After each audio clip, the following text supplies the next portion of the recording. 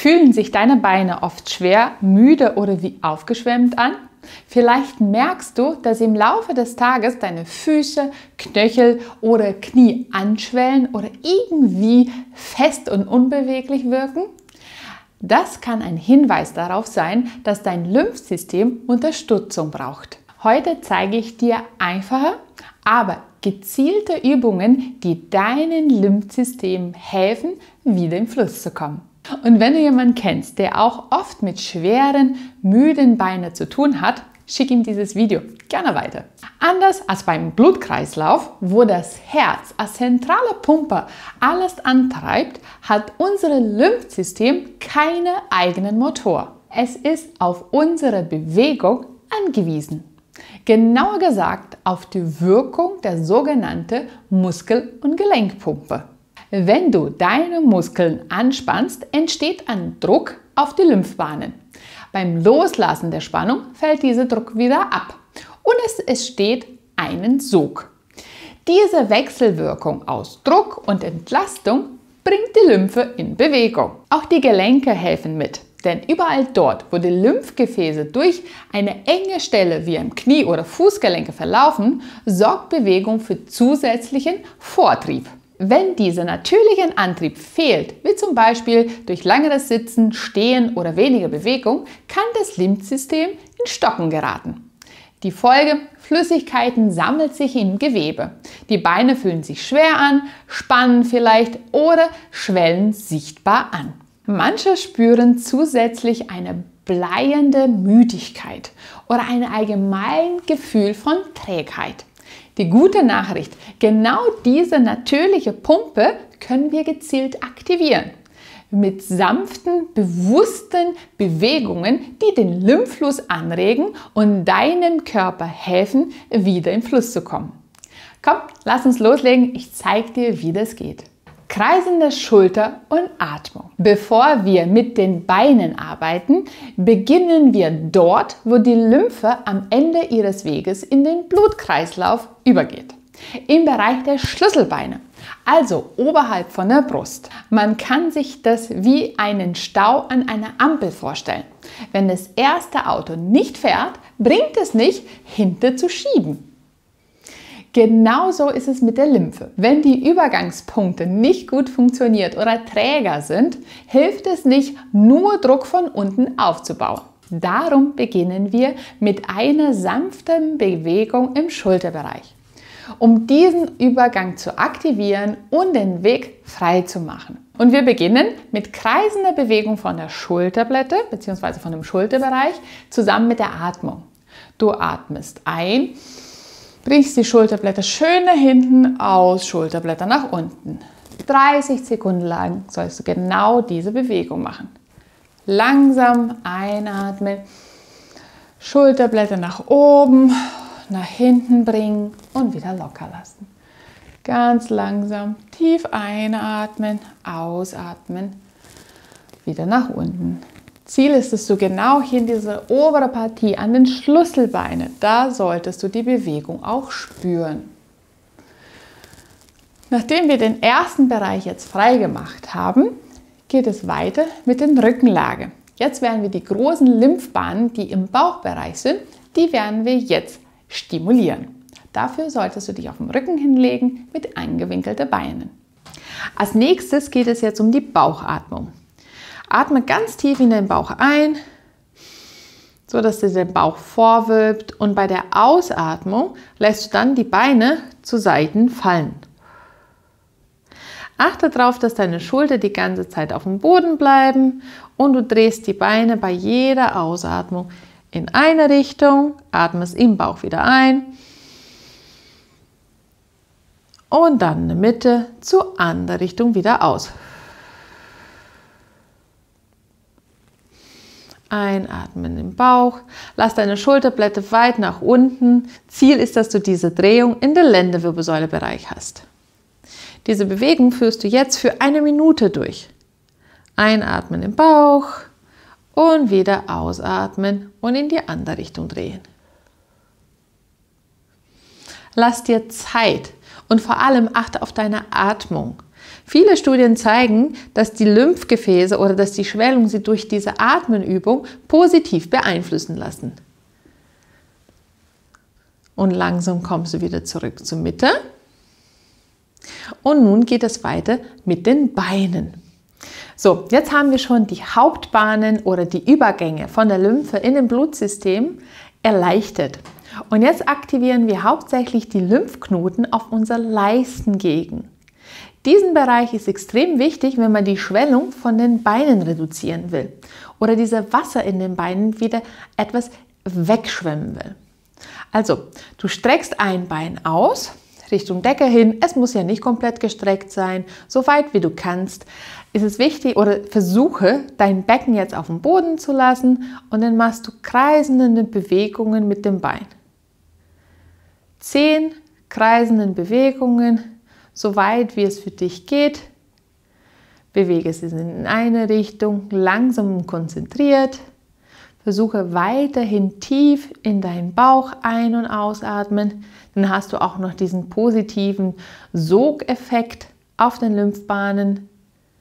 Du kannst, wenn es dir zu schwer ist, kannst du auch das Bein etwas angewinkelt lassen. Aber denk dran, dass die Lymphgefäße auch hinten in der Kniekehle verlaufen und deshalb auch weniger Beugung in dem Bereich sinnvoll wäre. Dann nimmst du das Bein langsam wieder runter und wir machen das Gleiche nochmal in die andere Richtung. Das Bein nach oben gestreckt und machst einfach kreisende Bewegungen von deiner Hüfte. Je weiter die Bewegungsausmaß ist, desto mehr Aktivierung hast du auf die Lymphknoten. Bewege deine Hüfte so weit wie du kannst, atme leicht und weit in den Bauch ein, nach deinem Tempo. Entspann das Ganze und dann wieder runterlassen. Als nächstes geht es dann um eine kreisenden Bewegungen oder Massage an der Leiste. Da sind ja besonders viele Lymphknoten und die wollen wir jetzt aktivieren. Mach so eine kreisende Bewegung in den Leistengegend. 10, 12 Mal, einfach um das Ganze ein bisschen anzuregen. Und dann gehen wir gleich weiter, um den großen Oberschenkelmuskel zu aktivieren. Denk dran, dass die Lymphgefäße direkt von der Arbeit deiner Muskulatur aktiviert wird. Also versuche dieses Bein jetzt gestreckt zu halten, das andere Bein bringst du zu dir ran, hältst es an der Oberschenkel jetzt kurz fest und dann streckst du dein Knie nach oben, bringst die Ferse hoch und lässt es dann langsam wieder beugen. Ebenfalls hier solltest du jetzt mindestens 10 bis 15 Wiederholungen durchführen. Du streckst das Bein ganz weit nach oben, zieh das Bein zu dir ran, beziehungsweise zieh den Fuß zu dir ran, weil du da auch gleich die Wadenmuskulatur aktivierst. Und die Wadenmuskeln sind ja besonders wichtig für die Durchblutung, aber auch für das Abschwellen. Je besser deine Oberschenkel- und Wadenmuskulatur arbeiten, desto besser ist es für den Abfluss. Mach das langsam nach deinem Tempo hin, bis du so ungefähr 10, 12, 15 Mal durchgeführt hast. Und dann beginnen wir noch einmal auf der anderen Seite. Bring das Bein langsam wieder runter, ebenfalls hier Bein wieder strecken, um die Lymphbahnwege wieder frei zu machen. Und du machst das Gleiche nochmal auf der anderen Seite. Das Knie strecken, Ferse zur Decke, Zehe ranziehen und dann langsam wieder nach unten. Spann schön die Oberschenkelmuskel an, bring den Fuß zu dir ran und dann langsam wieder senken. Heben, Zehe ranziehen und langsam wieder senken. Dadurch, dass du das Bein jetzt halt nach oben streckst, hast du noch zusätzlich den Effekt von der Schwerkraft. Damit diese Schwellung weggeht, dein Lymphbahn angeregt wird und gleichzeitig sorgt auch die Dehnung, was du hochwahrscheinlich hinter der Oberschenkel und der Kniekehle spürst, auch von einem zusätzlichen Effekt auf die Gefäße. Heben zu dir ran, langsam nach deinem Tempo, entspannt wieder loslassen und ebenfalls hier 10 bis 15 Mal. Und wenn du mehr über Gesundheit, Bewegung und effektiven Möglichkeiten zu Schmerz- und Beschwerdenlinderung wissen möchtest, dann abonniere meinen Kanal. Hier zeige ich dir jede Woche, wie du mit einfachen Übungen von zu Hause aus deine Gesundheit wieder zurückeroberst und deine Schmerzen linderst.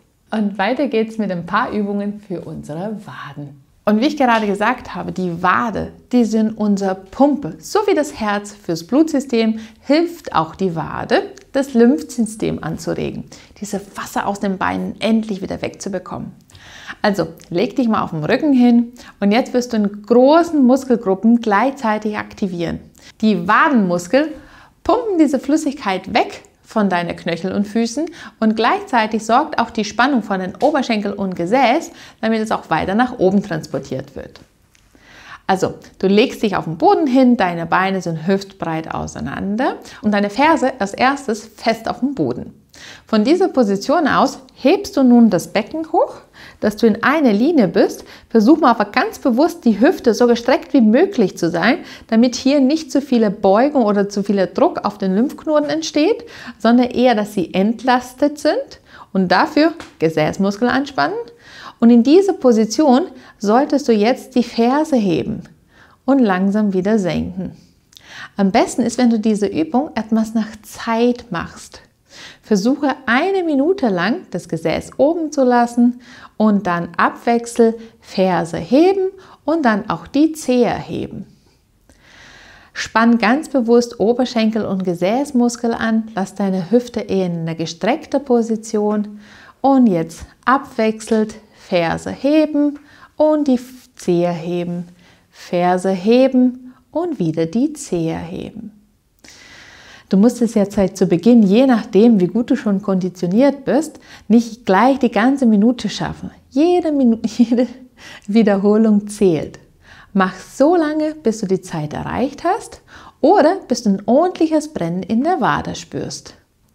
Wichtig ist, dass dein Becken so gestreckt oder Becken so hoch wie möglich ist, damit die Hüftbereich komplett in der Streckung ist. Du wirst hochwahrscheinlich jetzt schon die Wade ordentlich spüren können. Da spürst du auch, wie effektiv diese Pumpe auf dein Lymphgefäße sein kann.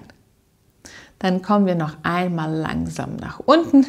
Die Wade haben schon gut gearbeitet und als nächstes streckst du die Beine aus. Der Weg ist nun komplett frei, kein Druck auf die Lymphknoten in der Beckengegend oder an der Kniekehle. Und hier ziehst du nun die Füße zu dir nach oben, krallst die Zehe und bringst dann das Sprunggelenk ganz weit nach unten in eine Ballerina-Position. Zehe locker lassen, spreizen nach oben, bis in der Wade eine leichte Dehnung entsteht und dann Zehen krallen nach unten. Und ebenfalls hier 1 Minute lang. Zieh schon ordentlich zu dir ran und dann wieder nach unten. Dehnungen übrigens hat auch einen positiven Effekt auf den Kreislauf. Blutdruck, aber auch die Lymphbahnen lassen sich so gut anregen, ohne viel Aufwand. Das kannst du auch abends im Bett machen, wenn du das Gefühl hast, deine Beine sind geschwollen oder einfach tagsüber zu kurzer Entlastung. Schön zu dir ranziehen, bis die Wade gedehnt wird, Zehe krallen und Fußspitzen machen. Entspannt zu dir hochziehen, bis in der Position bleiben und dann krallen und wieder runter. Als nächstes schließen wir das alles an, um diese Muskelpumpe, was wir gerade aktiviert haben, auch den Rest noch weiter nach oben transportiert. Mach kreisende Bewegung erstmal von deinen Füßen, 30 Sekunden in eine Richtung, großen kreisenden Bewegungen. Achte erstmal darauf, dass du hier hauptsächlich auch das Sprunggelenk bewegst, weil genau in dem Bereich auch viele Lymphknoten sind. Vor allem, wenn deine Füße besonders geschwollen sind. 30 Sekunden in eine Richtung, entspannt lassen und nochmal 30 Sekunden in die andere Richtung. Je größer die Kreise sind, desto mehr Einfluss auf das Gelenk, da die Lymphknoten direkt daneben sind, positiven Effekt auf die Schwellung von deinen Füßen, Knöchel. Ebenfalls hier langsam nach deinem Tempo. Du solltest jetzt mittlerweile auch so ein Ziehen vorne an den Unterschenkel spüren. Da spürst du, wie dieser Muskel aktiviert wird. Und als nächstes und als letztes drehst du die Hüfte nach außen und dann die Hüfte wieder nach innen. Nach außen drehen und wieder nach innen. Bei dieser Bewegung oder bei dieser Übung solltest du hauptsächlich die Bewegung an der Hüfte, an der Leistengegend spüren. Weil genau diese Lymphknoten wollen wir jetzt aktivieren. Je besser deine Lymphbahnen und Lymphknoten funktionieren, desto besser ist es für dein Lymphsystem. Und dann sind schwere Beine kein Thema mehr. Diese einfache Übungsroutine kann dir dabei helfen, das schwere Gefühl und das Wasser in den Beinen zu reduzieren. Ich danke dir fürs Zuschauen. Ich hoffe, du probierst es aus und wir sehen uns wieder beim nächsten Video. Ciao!